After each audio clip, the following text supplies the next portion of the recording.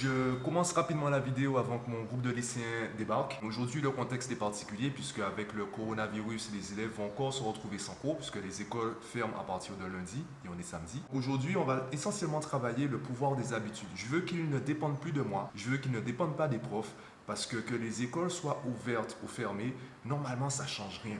Ça change rien parce qu'ils ont l'habitude de travailler, ils travaillent pour eux-mêmes, ils ont leur propre objectif.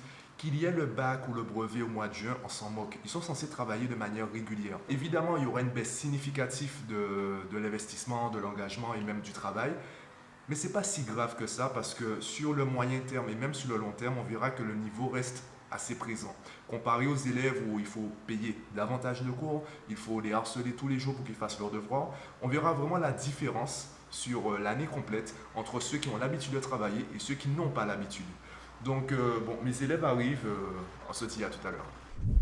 Bilan des séances de ce matin. J'ai donné un contexte particulier aux lycéens. Je leur ai dit, faisons comme si c'est la dernière séance qu'on réalise ensemble. Imaginons que jusqu'au mois de juin, il n'y a plus de cours. À partir d'aujourd'hui, vous êtes livrés à vous-même. Comment on fait? Comment on travaille? Je le répète, le but, c'est vraiment que l'objectif, c'est vraiment qu'ils soient capables de travailler seuls et qu'ils ne dépendent pas des autres.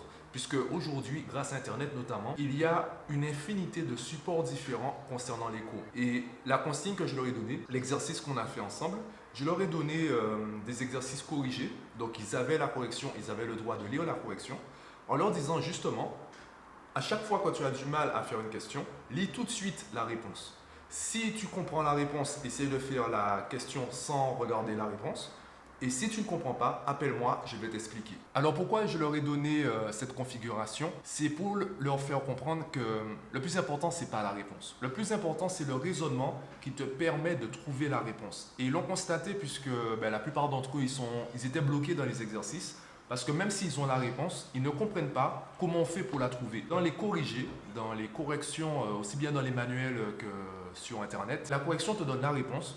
Mais la correction n'est pas pédagogique. La correction ne t'explique pas comment on fait pour trouver la réponse. Donc c'est à toi de retrouver le raisonnement et c'est ce qui leur manque. Ils sont habitués en fait à me donner la réponse qu'on leur demande. On leur pose une question, ils trouvent la réponse et c'est fini. Sauf que ça, ils sont habitués à trouver mais pas à chercher. Et malheureusement, quand on monte au niveau des classes, en termes de niveau, on se retrouve à un stade où il faut savoir chercher. Parce que trouver la réponse tout de suite est de moins en moins facile, la réponse est de moins en moins évidente. Donc je veux qu'ils apprennent à chercher. C'est exactement ce que je leur ai dit, parce que certains restaient bloqués, et comme ils étaient bloqués, ils restaient bloqués. Alors je leur ai dit, justement, même si tu ne sais pas quoi faire, cherche dans le cours. Tu n'es pas en évaluation, tu es à l'entraînement. Tu n'es pas en compétition, tu es à l'entraînement. Donc cherche, sors ton téléphone, va sur Google, regarde dans le manuel, regarde dans ton cahier de cours, cherche la réponse à la question. Cherche la formule ou le raisonnement qui te permettrait de trouver la réponse et surtout de comprendre ce qu'il faut faire pour trouver la réponse. Je pense qu'ils ont compris l'intérêt de faire cet exercice. Maintenant, c'est la répétition. Il faut qu'ils fassent ça pratiquement tous les jours dans l'ensemble des matières. Le but, encore une fois, je le répète, c'est le plus important, c'est qu'ils sachent travailler seuls. Ça ne veut pas dire qu'ils sont capables d'être les meilleurs dans toutes les matières, dans tous les chapitres, seuls. Ce n'est pas ça. Par contre, s'ils ont une base méthodologique efficace, s'ils savent s'en sortir seuls, eh bien, ils seront moins dépendants des circonstances extérieures. Ça peut être les réformes, les périodes de grève, les périodes de vacances, les absences des profs et également les quarantaines. Donc, ils ont apprécié, ils ont compris, ils ont entendu et compris ce que j'ai dit et maintenant, il faut appliquer ça à la maison. Et c'est ça le plus important. C'est pour ça que je dis, je n'ai rien contre le soutien scolaire. Simplement, une solution, en fait, elle est bonne lorsqu'elle répond au problème, lorsqu'elle règle le problème. Et le soutien scolaire, dans beaucoup de cas, ce n'est pas la solution au véritable problème de l'enfant. Donner plus de cours dans la semaine à un enfant, ce n'est pas ça qui va le rendre motivé ou autonome ou méthodique ou régulier, efficace, etc. Ça va lui permettre en fait de peut-être mieux comprendre la matière, peut-être qu'il aura un déclic et du coup il deviendra autonome, etc. Mais ce n'est pas lié au soutien scolaire, c'est lié à quelque chose de complètement différent, comme je l'ai dit, le déclic. Avec le coaching, on va mettre en avant les compétences, on va mettre un peu en retrait la matière, même si j'articule autour des mathématiques, je peux discuter de n'importe quelle matière avec mes élèves. J'ai des élèves avec qui je parle de marketing, de ressources humaines, d'économie, etc. Évidemment, je ne suis pas le mieux placé pour en parler.